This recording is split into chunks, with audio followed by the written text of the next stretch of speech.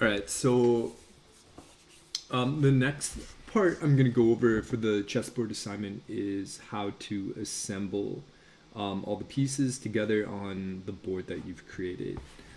So what you're going to want to do is have all the pieces that have been created on one computer from your group. So you can email those to the one person just so that everything is together on one computer, and then you can all work together on that single computer. So what you're gonna do once you have all the pieces is you're gonna create an assembly drawing. So if you go up to the new file icon, click on the drop down arrow, you have a part which we have been creating, and we also have assembly. So we're going to click on that there, and that's going to bring us to a brand new looking canvas with sort of a different timeline window on the left here.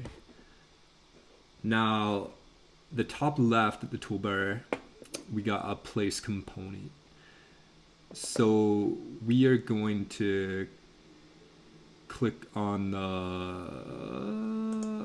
that icon there, and then hopefully you have all your pieces saved where you know where they're going to be. Your desktop is always a good option. I got mine all put into a folder labeled chess. So I'm going to start bringing in my components. I'm going to start with my chessboard. So open that there, bring that in. And you can see that it can start dropping multiples if I like to. If I'm done, if I just want the one, which I do, I can press escape and move on to the next component. So I'll go back to place, and I'll bring in my bishop simply because that is next. And I'll need 4 bishops altogether. Go back to place, and I'll bring in my whatever I have next, my king. I need 2 kings. And you're going to be doing this with all your components. Oh, my knight. Need 4 of those.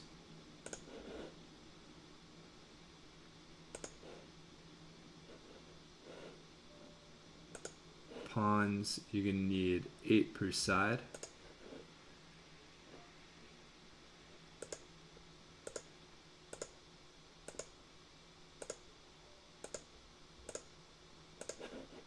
There's 8 and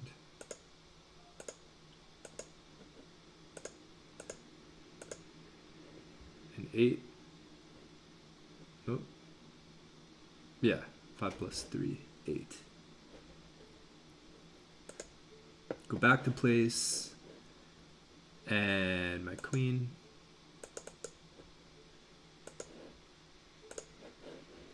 Doesn't really matter where you place them. And 4 rooks.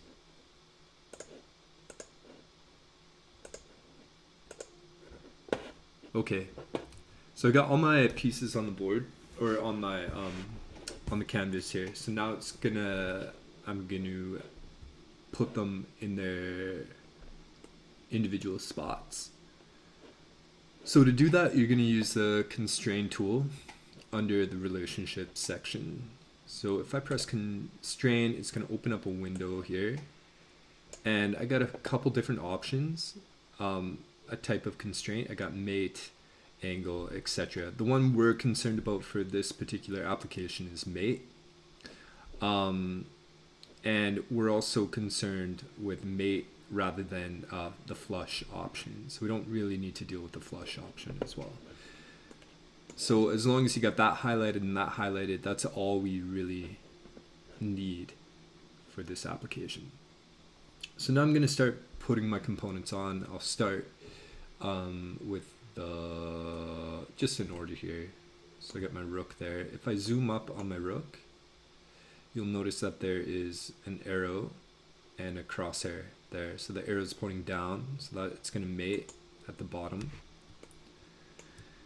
And now I'll zoom into the board, and it's gonna have an arrow up with a crosshair, and so that's where the rook is gonna end up going. I'll press apply, and I'll do the same thing here. So this time I grab the board first,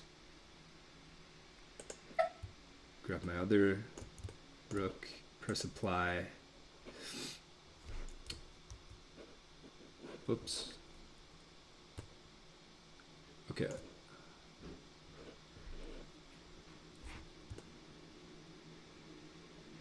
Well, something went a little awry. Let's get back to that there. Okay, so I'm gonna go back to constrain.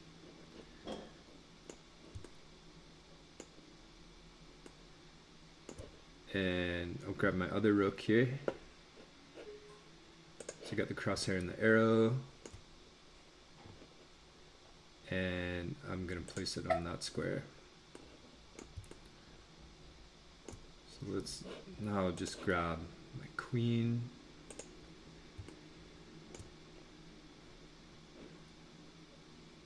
Go there, apply. And this is gonna be a little bit tedious, but I'm gonna go through the whole thing. But basically just throwing pieces on now.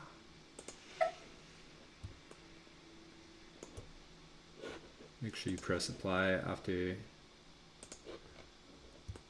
and it doesn't have to be perfect either.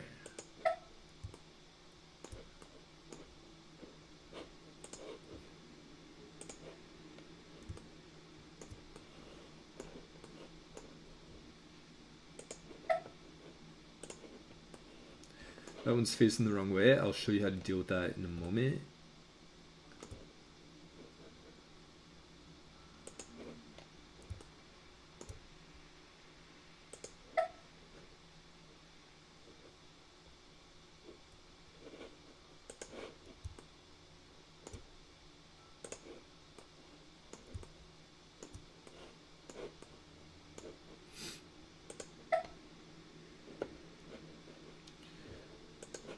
Now all the pawns.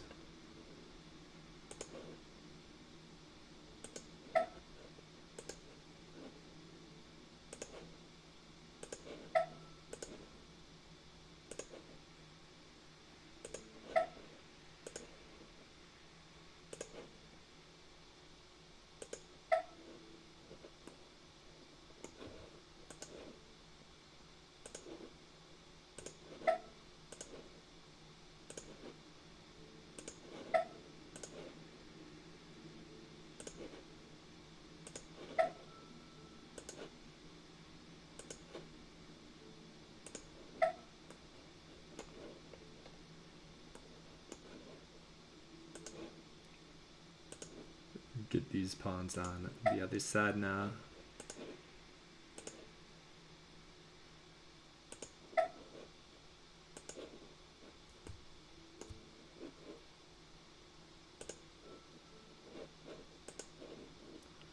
Let's try that again there.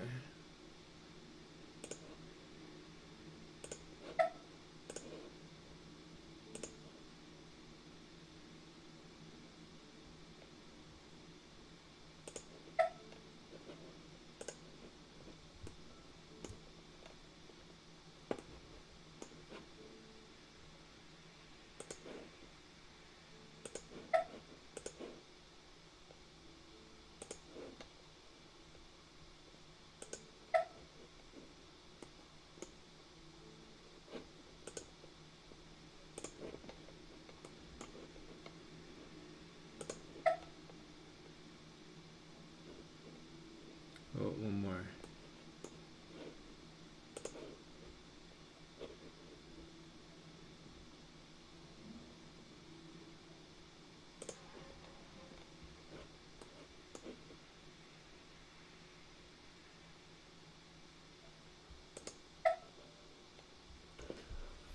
Okay. And now for the other ones here.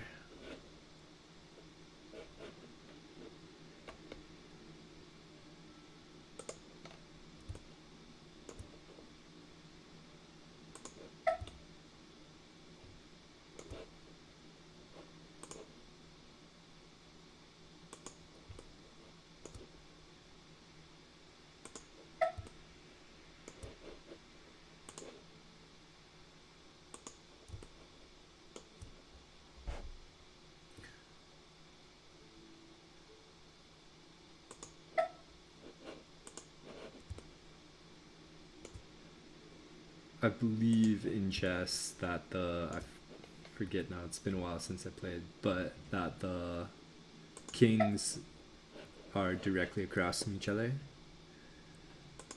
And I'm gonna change the material and the color of the pieces here as well before I'm done. So I just got my rook and my bishops.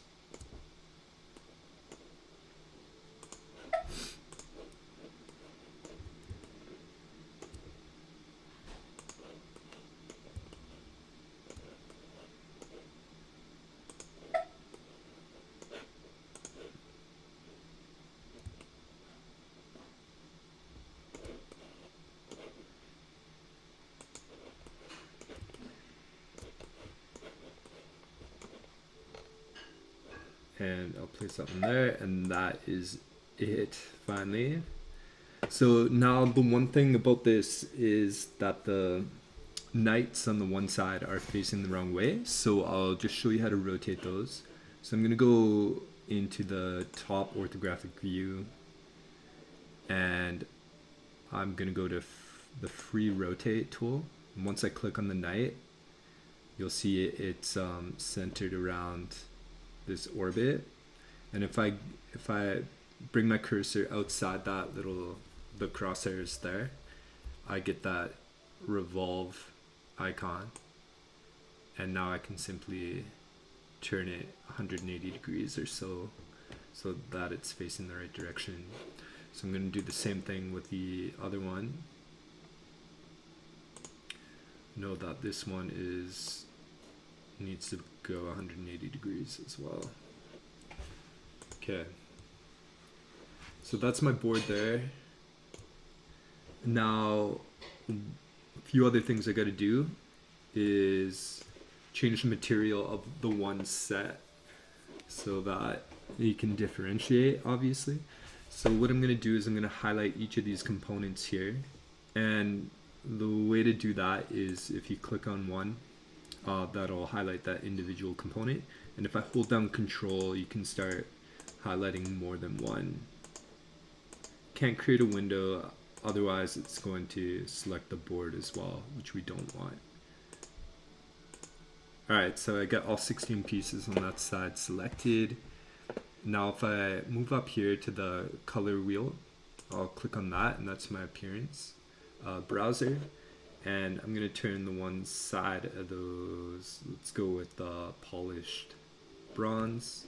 So I'm going to drag that up into my document appearances so that now I can access that material. So I'm going to click on that, and that'll change it to the polished bronze, which is what I'm looking for. Alright, now this isn't required for the assignment, but I'll just go through it anyhow.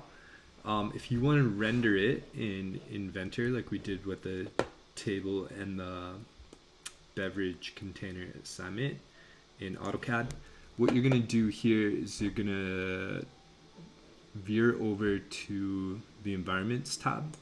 If you click on that, you have an Inventor Studio with the teapot there. So you'll click on that icon, and then you can just go ahead and zoom in how you would like your board to be perceived, and then you're going to go to render image, and I'm just going to leave the width and the height the same. I'm going to go to render, and it takes a little bit of time, but it's going to produce it here on a different window. Once it's been rendered, it's going to take about a minute or so. Then you can go to the floppy disk save icon, and you can save the rendered image as a JPEG. And again, that's not required, but if you want to see what you've created is actually going to look like, or ought to look like, with the picture quality, photo quality, then you get that option too, which is a nice touch. So make sure that before you submit this to me, that you go through the criteria, and that you do just make sure that you check off that everything is complete,